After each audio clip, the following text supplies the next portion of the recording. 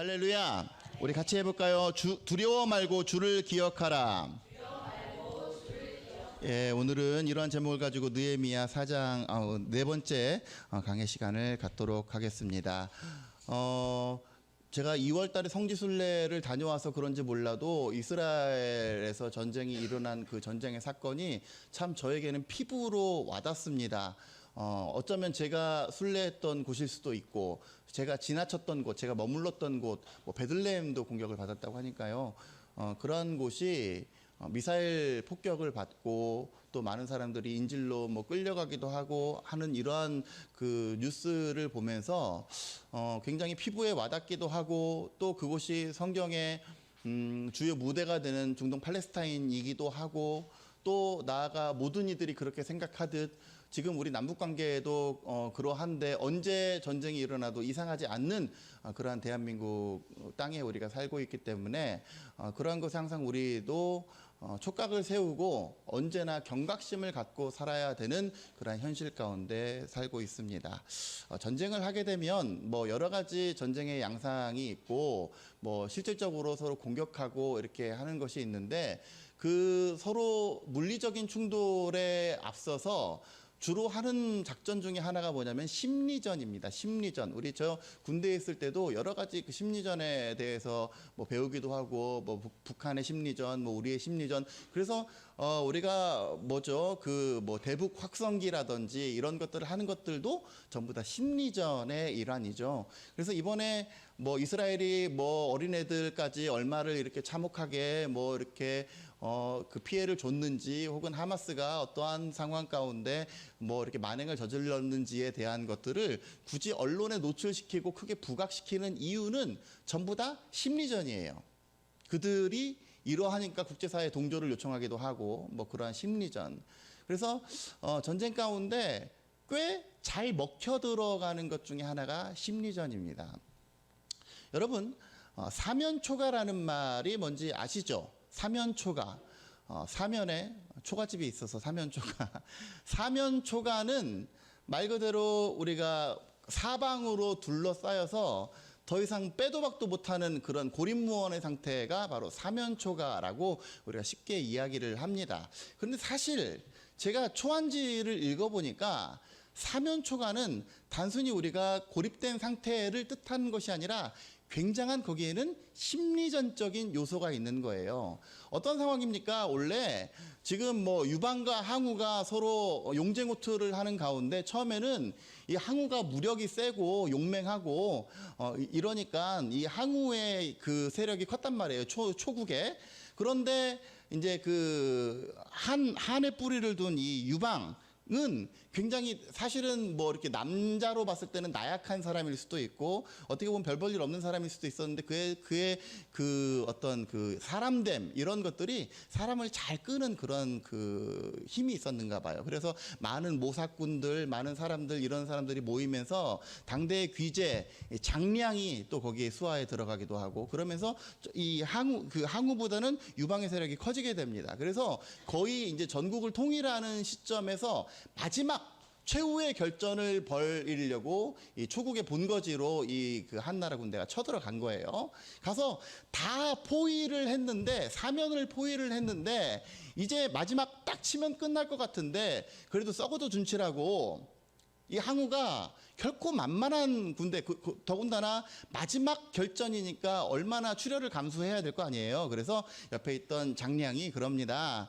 우리 이거 이대로 가서 물리적으로 서로 충돌하지 말고 다 노래를 부르게 합시다. 왜냐하면 저기에는 초국 사람들이 많이 있기 때문에 저 초국 사람들에게 그들의 향수를 자극할 만한 슬픈 노래를 우리가 병사들이 부릅시다. 그래서 밤에 구슬픈 노래가 갑자기 막 들리는 거죠. 초국 땅에 우리식으로 따지면 부산 갈매기 막 이러니까 부산 사람들이 막 그 향수를 자극하고, 이런 것처럼 이 초국 사람들의 노래 초가가 사면에서 울려 퍼지는 거예요. 그러니까 싸우려고 막 그냥 잔뜩 긴장했던 그 초나라 사람들 중에서 무게를 버리고 투항해 버리고 자기 갈 곳으로 가버리고 전장을 이탈하는 사람들이 많이 생겼습니다. 그래서 마지막 힘 한번 못 써보고 마지막 결전이 끝나버린 사건이 바로 이 사면초가의 고사예요. 그러니까 사면초가는 단순히 뭐 사방으로 둘러싸여 있어서 더 이상 아무것도 할 수 없는 고립무원의 상태만을 의미하는 것이 아니라 굉장한 심리전, 사면에서 초나라의 노래를 막 불러주면서 거기에 고립되어 있는 사람들의 마음을 자극하는 거예요. 심리를 자극해서 그 사람들이 싸울 의욕을 상실하게 만든 사건이 바로 그 고사가 이 사면초가입니다. 여러분, 우리의 삶 가운데 있어서 일주일간 영적인 전투를 하시죠. 영적인 전투를 하는데 때로는 영적 전쟁에서 어떤 물리적인 압박이라든지 이렇게 우리 삶 가운데 직접적으로 오는 어떤 크래시한 어떤 충격보다도 더 우리의 삶을 무너뜨리고 우리 삶을 흔들어 놓는 것은 굉장히 심리적인 부분이 참 많이 있어요. 제가 주중에 목회 세미나를 다녀왔는데 그렇습니다. 저는 지금 나름 그래도 만족하면서 목회하면서 또 비전을 가지고 나아가고 있지만 막 자괴감이 들 때, 쟤 나보다 후배였고, 막 그런 친구들이 막 어느 날 갑자기 그래도 중형교회 담임이 돼가지고 내 앞에 나타나고 말이죠. 그럼 참 마음이 흔들려요. 힘들어요. 그럴 때 나는 뭐 하는 건가? 그러니까 멀쩡하게 잘 있는데 우리 교회는 지난주도 지금 이번 주도 아무런 변화가 없는데 내 마음이 막 흔들리는 거예요. 그러면 거기에서 목회에 어떤 붕괴가 오는 거예요. 그게 심리전. 여러분, 마귀는 우리를 흔들고자 할 때, 우리를 신앙생활하지 못하게 하고자 할 때 차를 빵꾸를 낸다거나 어디 다리 한 군데를 분지러뜨려서 못 오게 한다거나 그런 방법 잘 안 써요. 뭘로 하냐면 마음 하나 딱 건드려. 마음 하나씩 딱 건드려가지고 그 마음 때문에 다 싫어지고 다 부정적이게 되고 교인도 싫고 학교도 싫고 교회도 싫고 다 싫어지게 만드는 것, 그게 마귀의 심리전입니다. 우리가 오늘 본문의 말씀을 읽으면서 어떻게 하면 우리가 영적 전쟁에서 흔들림 없이 가구 선전을 흔들리지 않는 편안함 하는데 어떻게 하면 흔들리지 않고 우리가 평강함 가운데 신앙생활을 영위할 수 있는지 본문의 말씀을 통해서 함께 은혜를 나누고자 합니다. 4장 1절부터 한번 보시죠. 산발랏 누군지 얘기했죠. 저 느헤미야 초창기부터 계속 나왔어요. 산발랏이 우리가 성을 건축한다 라고 하는 것을 듣고 크게 분노하여 유다 사람들을 비웃었다. 자기 형제들과 사마리아 군대 앞에서 일러 말하되 이 미약한 유다 사람들이 하는 일이 무엇인가 말이야. 스스로 견고하게 하려고 하는가? 제사를 드리려고 하는가? 하루의 일을 다 마치려는가? 불탄 돌을 흙무더기에서 다시 일으키려는가? 그러니까 이건 무슨 말입니까? 쟤들 지금 하는 게 뭐야? 뭐 저렇게 열심히 해? 오늘 성벽 공사 오늘 다 마치려고 되겠어? 예? 불탄 돌 흙무더기에서 이거를 다시 일으켜 세울 수 있겠어? 니들 하는 일이 얼마나 되겠어? 라고 열심히 달리는 사람의 어떤 그 성과들을 굉장히 폄하하는 거예요. 그러니까 막 나는 지금 뭔가 열심히 하고 있는데 그게 뭐요? 그게 그걸로 해서 얼마나 돼? 예전에 사랑의 교회는 거기는 장로들이 굉장히 많은데 그 장로들이 주일 전에 교회 화장실 청소 이런 거를 한다고 그래요. 그런 걸 할 때 은혜가 있는 사람들은 그 기쁜 마음으로 하는데 세상 사람들이 보고 뭐라고 합니까? 아이고 도대체 기업 인식이나 돼가지고 지금 뭐 하는 겁니까? 예? 당신 포지션이 뭔데 뭐 하는 거예요? 굉장히 자신의 어떤 일들에 대해서 별 볼 일 없게 만드는 거. 그러니까 저도 예전에 그때 우리 물 새 가지고 난리 나고 단순히 그 물이 그냥 물이 아니라 그냥 굉장히 오수가 떨어져 가지고 제가 너무 치우면서 마음이 많이 무너졌는데 그때 저한테 누가 뭐라고 하는 사람은 없었지만 제 마음의 내면의 소리가 스스로 야, 너 지금 뭐 하고 있냐? 네가 지금 뭔데 내 지금 이게 뭐야? 목회야 뭐야 이게? 걸레질하면서 걸레질 하는 것도 힘든데 그거를 빨 때 더 냄새가 더 많이 나요. 네가 지금 뭐 하고 있는 거냐? 뭐 하고 있는 거냐? 목회의 내용이 이러냐? 굉장히 사람 마음을 뒤집어 놓는 거예요. 3절, 암몬 사람 도비아는 곁에 있다가 이르되 그들이 건축하는 돌 성벽은 여우가 올라가도 곧 무너지리라 하더라. 하나님은요, 우리를 교회 각 지체로 부르셔서 어떤 사람에게는 중책을 맡기기도 하고, 어떤 사람에게는 굉장히 아무것도 아닌 일 맡기기도 하고, 어떤 사람은 PPT 넘기는 일 맡기고, 어떤 사람은 주방 일 하는 거 맡기고, 어떤 사람은 전도하는 일 맡기고, 여러 가지 것들을 서로 합력하여 선을 이루게 하셨는데, 그거 뭐 보잘것없는 거, 그거 뭐 그게 뭐 큰일이라고. 마귀는 우리한테 그렇게 속삭이는 거예요. 예? 그게 뭐 얼마나 도움이 되겠어? 예? 그게 뭐 얼마나 큰일이야? 여러분, 우리 이 재단을 섬길 때 우리 각자가 맡고 있는 여러 가지 일들, 그것이 물리적으로 혹은 세상적인 기준으로 크든 작든지 간에 내게 주신 사명들을 온전히 귀함으로 성실함으로 감당하는 저와 여러분들 되시기를 주의 이름으로 간절히 축원합니다. 마귀는 자꾸 흔들어요. 그거 아무것도 아니야. 별 볼 일 없잖아. 그거 너 없다고 안 되는 일 아니야. 자꾸 흔드는 거예요. 그랬을 때 4절, 5절은 느헤미야의 탄원의 기도입니다. 탄원의 기도의 내용을 한번 들어볼까요? 우리 하나님이여 들으시옵소서. 우리가 업신여김을 당하나이다. 원하건대 그들이 욕하는 것을 자기들의 머리에 돌리사 노략거리가 되어 이방에 사로잡히게 하시고 주 앞에서 그들의 악을 덮어두지 마시며 그들의 죄를 도말하지 마옵소서. 그들이 건축하는 자 앞에서 주를 노하시게 하였음이니이다 라고 탄원 기도를 합니다. 여러분, 사실 제가 이거를 탄원 기도라고 이름을 붙였지만 기도의 내용은 뭡니까? 저 사람 뒤로 자빠져서 코가 깨지게 하시고 가다가 똥 밟게 하시고 저 사람 확 그냥 자빠져 죽게 해주십시오 라고 하는 기도잖아요, 이게. 예? 뭐 이런 기도가 다. 제가 예전에 우리 지금 독일 간 준아가 우리 하율이 은율이보다 어렸을 때 2학년 쟤네들만 할 때예요. 준아야, 너는 요새 무슨 기도하니? 그랬더니 제가 되게 싫어하는 친구가 있는데요. 그 친구 하여튼간 뭐 잘 안 되게 해달라고 저주 기도를 했어요. 그러는 거예요. 준아야, 그러는 거 아니야. 기도는 다른 사람 안 되게 해달라고 기도하는 거 아니야. 제가 그렇게 가르쳤단 말이에요. 근데 오늘 보세요, 한번. 뭐라고 기도해요? 저 사람 똥 밟게 해주세요. 저 사람 안 되게 해주세요. 그러는 거예요. 그럼 뭐예요? 이 목사 가르침이 잘못된 겁니까? 아니면 우리가 기도를 그런 식으로 사용해도 되는 거예요?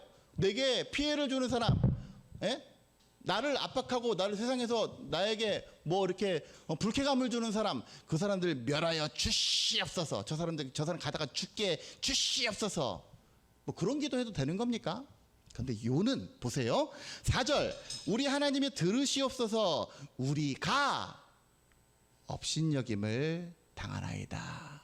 표면적으로는 내가 지금 손해를 보는 것 같은데 느헤미야가 화가 나고 분노하고 하나님께 탄원하는 이유는 뭐예요? 지금 우리가 하는 일을 방해하는 그들의 목적은 단순히 우리를 방해하는 것이 아니라 5절 끝에 주를 노하시게, 주를 멸시했기 때문에, 주의 일을 방해했기 때문에 그들을 가만히 내버려 두지 마옵소서 라고 기도하는 겁니다.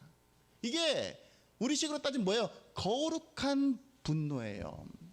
여러분, 왜 세상이 교회를 향해서 손가락질하고 교회를 향해서 욕하고 예수 그리스도를 부인하고 예수를 이렇게 기독교를 개독교라고 하고 하는데 왜 우리는 아무런 분노도 안 하냐 이거예요. 왜 그거에 대해서 아무런 분노도 없이, 아무런 의분함이 없이 왜 그렇게 우리는 넘어가 버리고 있을 때가 많이 있지 않습니까? 그것을 하나님, 이 시대를 주여 불쌍히 여겨두시되 주의 이름을 멸시하는 이들을 가만히 내버려 두시지 마시고 주의 공법과 정의로 그들을 심판하여 주시고 다스려 달라고 우리가 기도해야 돼요. 그렇지 않으면 하나님의 이름을 망령되이 일컫지 마라. 하나님의 이름이 그냥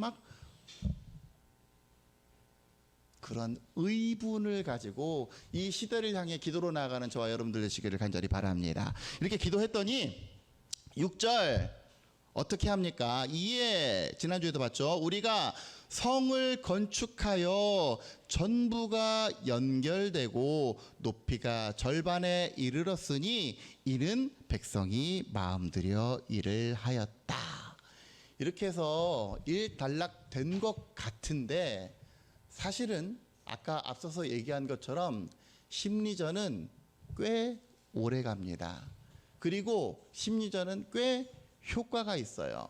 그래서 어떤 상황이 벌어집니까? 7절 산발랏과 도비아와 아랍 사람들과 암몬 사람들과 아스돗 사람들 즉 교회에 대적하는 대적자들이 예루살렘 성이 중수되어 그 허물어진 틈이 메꾸어져 간다 함을 듣고 심히 분노하여, 그러니까 교회가 잘 되고 교회가 부흥하고 교회가 이렇게 흥왕할수록 마귀는 자꾸 분노한다니까요. 그래서 어떻게 해서라도 넘어뜨리려고 다 함께 꾀하기를 예루살렘으로 가서 치고 그곳을 요란하게 하자 하기로 우리가 우리 하나님께 기도하며 그들로 말미암아 파수꾼을 두어 주야로 방비하려고 여러 가지 노력을 기울이는데 10절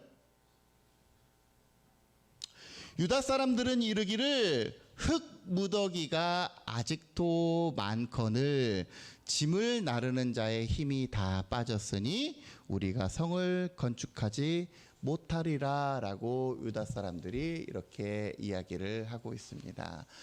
4장 6절에서 뭐라 그래요? 백성이 마음들여 일을 해서 벌써 절반이나 연결되었는데 벌써 절반이나 왔는데 그 즈음에 심리전으로 막 흔들어 놨더니 이제 누가 흔들지 않아도 내부에서 그러는 거예요. 고되다. 할 일이 너무 많다. 일 때문에 지친다.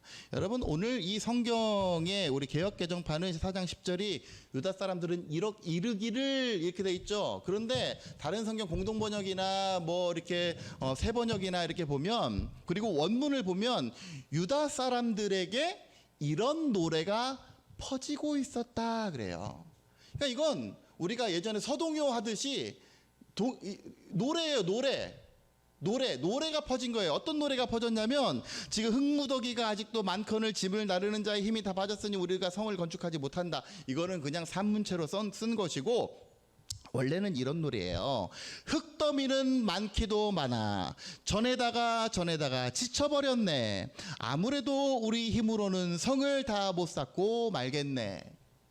이거를 흥얼거리듯이 노래 부르고 같이 똑같이 삽질을 하더라도 아이고 우리는 이거 다 글렀어. 아직도 많고 여전히 많고 삽질을 해도 끝이 없고 그런 노래를 스스로들 부르고 다닌다는 거예요.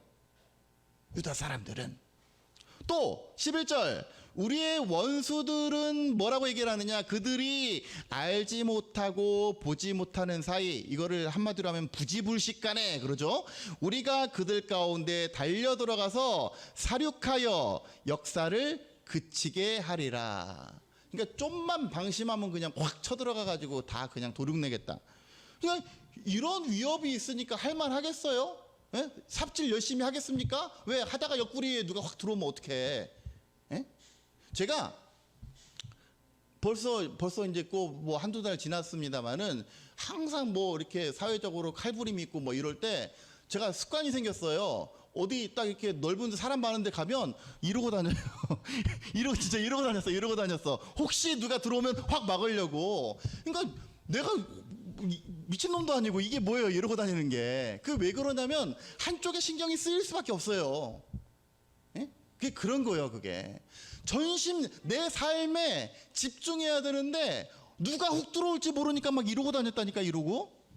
예? 괜히 가방 안 메도 되는데 괜히 가방도 메고 말이죠. 그게 그렇게 되는 거예요. 이게 지금 그런 상황인 거예요. 12절 그 원수들의 근처에 거주하는 유다 사람들, 그러니까 이 괴롭히고자 하는 원수들의 사정을 잘 아는 동족들이 뭐라고 얘기하냐면 각처에서 와서 무려 10번이나, 그러니까 굉장히 많이 얘기했다 그러죠. 우리에게 말하기를 너희가 우리에게로 와야 돼. 너희가 우리에게로 와야 돼. 이거 무슨 말이에요? 도망쳐, 피해. 그러니까 다른 성경에서는 너희가 우리에게로 와야 하리라 이렇게 번역이 안 돼 있고, 뭐라고 번역이 되어 있냐면 그들이 머자나 너희를 공격할 것이다 라고 10차례에 걸쳐서 이야기를 해줬다는 거예요. 얼마나 불안합니까? 얼마나 불안해요. 그 심리전으로 성이 벌써 절반이나 연결되었고 공사가 착착착착 진행되고 있음에도 불구하고 여전히 흔들리고 여전히 이렇게 좌불안석이고 굉장히 마음적으로 흔들릴 때에 느헤미야가 취한 신앙적인 조치는 과연 무엇입니까? 13절, 내가 성벽 뒤에 낮고 넓은 곳에 백성이 그들의 종족을 따라 칼과 창과 활을 가지고 서 있게 했다. 이것은 현실적인 대비책이죠. 현실적인 대비책을 취한 동시에 더 중요한 거 14절, 내가 돌아본 후에 일어나서 귀족들, 민장들, 백성의 두령들이죠. 그리고 남은 백성에게 말하기를 너희는 그들을 두려워하지 말고 지극히 크시고 두려우신 주를 기억하라. 그들이 뭐라고 하든 너희는 그를 두려워하지 말고 지극히 크고 두려우신 주를 기억하라. 여러분, 우리가 신앙생활을 한다지만 이 세상 가운데서 항상 패배하고 넘어질 때는 왜입니까? 현상을 보고 우리에게 주어진 상황을 보고 항상 넘어지고 항상 믿음을 저버리고 그럴 때가 얼마나 많이 있어요. 그럴 때 가장 믿음의 원리는 뭐냐면 그 현상 너머에 계시는 하나님을 보라. 여러분, 오늘 금주에 한 구절도 읽었습니다만 출애굽기에 무슨 내용이 있어요? 앞에는 홍해가 있어요. 뒤에는 누가 쳐들어와요? 누가 쫓아와요? 애국 군대가 쫓아와요. 그야말로 사면초가 갈 데가 없어요. 그럴 때 모세가 그들에게 요구한 게 뭡니까? 스탠드 펌! 가만히 서서 여호와의 구원을 보라. 보여요? 안 보여요. 보이는 건 뭐만 보여요? 홍해만 보여. 뒤에 말발굽 소리만 들려요. 보이는 건 아무것도 없어요. 그런데 그럼에도 불구하고 우리의 중심이 하나님을 향해서 떠나 있지 않고 크신 하나님을 바라게 될 때에 우리의 그 모든 어려움과 이 어려운 상황들이 하나님께서 정리해 주시는 그 정리의 힘, 하나님께서 싸워주시는 그 싸움의 힘을 통해서 능히 이기고도 남게 될 줄로 믿으시기를 주의 이름으로 축원합니다. 어떤 상황이 됐어요? 보세요. 크고 두려우신 주를 기억하고 너희 형제와 자녀와 아내와 집을 위하여 싸우라. 그러니까 이거는 아무것도, 구약에 물론 홍해 때는 아무것도 안 하고 하나님의 도우심을 바라봤더니 하나님이 열어주셨죠. 지금 뭐라고 합니까? 실질적으로 우리가 할 수 있는 일을 하되 중심에 뭐를 가지고 하나님을 믿고 하나님의 도우심을 믿고 나아가라. 그랬더니 어떻게 됐어요? 15절, 우리의 대적이 우리가 그들의 의도를 눈치챘다 함을 들었다. 그리고 실질적으로 아무것도 못했어요. 왜? 하나님이 그들의 꾀를 패하셨다. 그래서 우리가 다 성에 돌아와서 각각 일을 하게 되었다. 여러분, 사실을 보세요. 그들이 감지한 것은 굉장히 위기 상황이고 굉장히 절박하고 지금 내가 여기 이 건축의 현장을 떠나지 않으면 안 될 것 같고, 우리식으로 따져볼까요? 이 헌신의 현장, 이 신앙의 현장을 떠나지 않으면 안 될 것 같고, 사람들이 다 손가락질하는 요즘의 신앙생활, 그거 해봤자 부질없는 일 같고, 교회에서 헌신해봤자 굉장히 작은 일 같고, 사람들이 자꾸 뭐라고 하죠? 야, 그럴 시간에 차라리 우리 놀러 가자. 예? 우리 회사 생활하려면 주일에도 어디 놀러 가, 우리 같이 이렇게 해야지 되는 거 아니냐? 예? 그거 뭐 네가 맡은 일이 뭐 얼마나 큰 일이라고 그것 때문에 교회를 가냐? 차라리 딴 거 해라 그 시간에 라고 사람들이 조소하고 그렇게 이야기하는 그러한 상황 가운데 세상의 눈을 돌이켜보면 아 그렇지 주방봉사 이게 뭐라고 내가 지금 저 큰 건을 놓쳐. 예?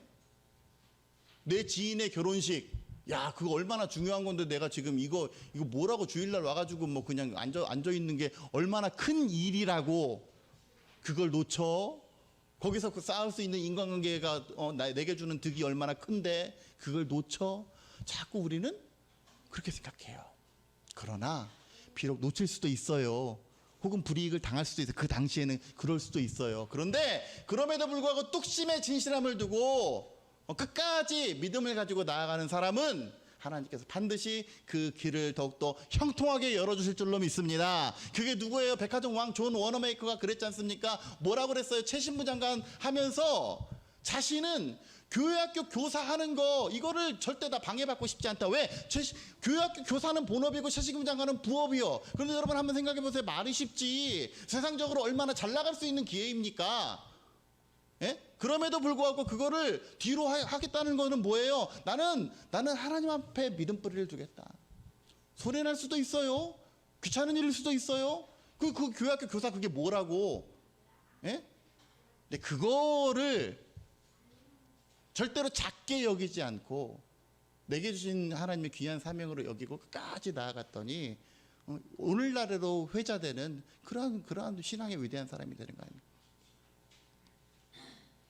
여러분 잠언 4장에 보면 우리가 잘 알고 있는 말씀이 있습니다. 잠언 4장 23절에 무슨 말씀이 있어요?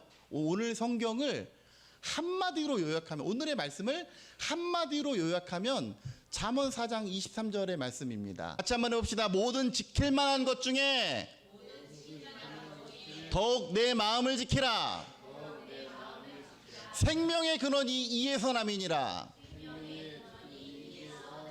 저는 머리가 좋은 사람이 아닙니다. 요즘은 뭐 가끔 어디 갔던 장소도 깜빡깜빡 잊어버리고 잘 이렇게 기억도 잘 못해요. 만난 사람 얼굴도 잘 기억 못하고. 예? 근데 저는 말씀이 잘 기억이 나요. 그 이유가 뭔지 아십니까? 여러분보다 많이 읽어서 그래요. 그 결론밖에 없어요. 여기 뭐 박사님들도 계시고 뭐 이렇게 여러 분야에서 뛰어난 분들 많이 계시는데 제 머리 수준으로도 되는데 여러분들 마음 가운데 왜 이렇게 말씀이 안 남아있어요? 같이 한번 해봅시다. 모든 지킬 만한 것 중에 더욱 내 마음을 지키라. 생명의 근원이 이에 사람이니라. 시작. 모든 지킬 만한 것 중에 더욱 내 마음을 지키라. 생명의 근원이 이에서 남이니라. 그런데 여러분 이 구절만 읽지 마시고 그 앞뒤를 한번 보세요. 4장 20절부터 한번 보세요. 4장 20절. 잠언 4장 20절. 내 아들아 내 말에 주의하며 내가 말하는 것에 내 귀를 기울여라. 여러분 잠언은 솔로몬이 아들에게 말하는 이런 격언의 형식으로 되어 있지만, 그러니까 좁은 의미에서는 굉장히 지혜로운 아버지가 아들에게 하는 말이기도 하고, 더 넓은 의미에서는 하나님이 자녀된 우리에게 주시는 그런 말씀이기도 합니다. 그렇기 때문에 내 아들아 뭐 해라, 내 말을 기울여라 라고 하는 건 결국 주의 말씀을 귀를 기울여라 이 말이랑 똑같은 말이 동일시되는 거예요. 21절 그것을 내 눈에서 떠나게 하지 말며 내 마음속에 지키라. 그것은 얻는 자에게 생명이 되며 그의 온 육체에 건강이 됨이니라. 모든 지킬 만한 것 중에 더욱 네 마음을 지켜라. 생명의 근원이 이에서 남인데, 구체적으로 어떻게 해야 되느냐? 구부러진 말을 내 입에서 버리며 비뚤어진 말은 내 입에서 멀리하라. 여러분 어떤 게 구부러진 말이고 어떤 게 비뚤어진 말이에요? 어이구 큰일 났네, 어이구 죽겠네, 어이구 안 되네. 이따가 여러분 우리 교회학교 할 때 제가 설교를 아이들 12정당권 이야기를 할 거예요.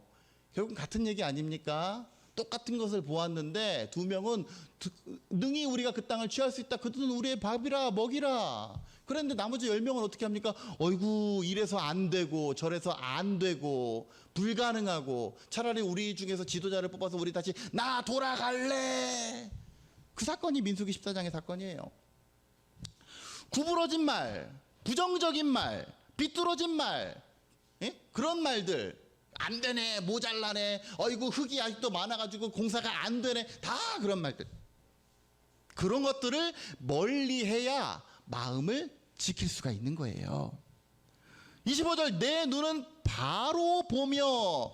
12정탐꾼들이 뭘 보았습니까? 똑같은 현상을 보았는데 두 명 뭐 다 다른 거 봤어요? 아니에요. 근데 믿음의 눈을 가지고 바로 상황에 대해서 지레 겁먹지 말고 똑바로 쳐다보라. 내 눈꺼풀은 내 앞을 곧게 살펴 내 발이 행할 길을 평탄하게 하며 내 모든 길을 든든히 해서 어떻게 해라? 좌로도 우로도 치우치지 말아라. 특별히 악에서 떠나게 하라. 이것이 마음을 지키는 비결입니다.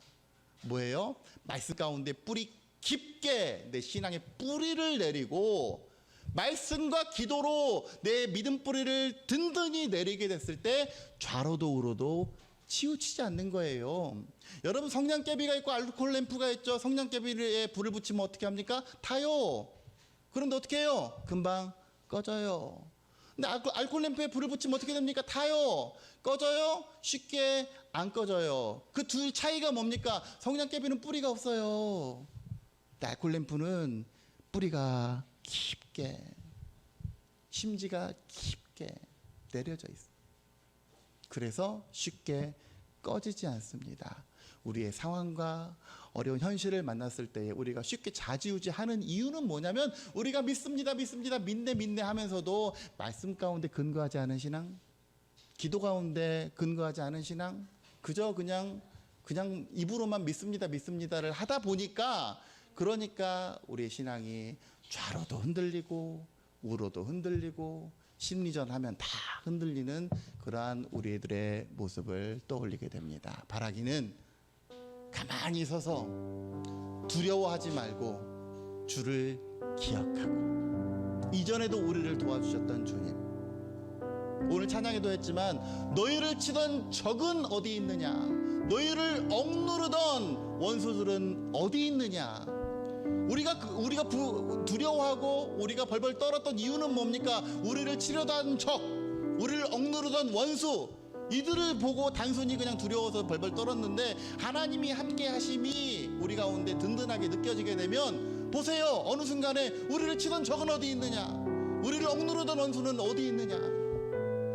하나님 구원을, 능력을, 나를 위해서 싸우시는 주님. 우리가 다음 주에 구체적으로 하나님께서 어떻게 그들을 위해서 싸우셨는지 보게 될 터인데, 우리를 위해서 하나님께서 반드시 형통케 하시고 우리 길을 위해서 싸워주시고 우리를 승리케 하시는 그 하나님을 붙잡고 믿음으로 한 걸음 한 걸음 걸어나가는 저와 여러분들 되어주시기를 주의 이름으로 간절히 축원합니다.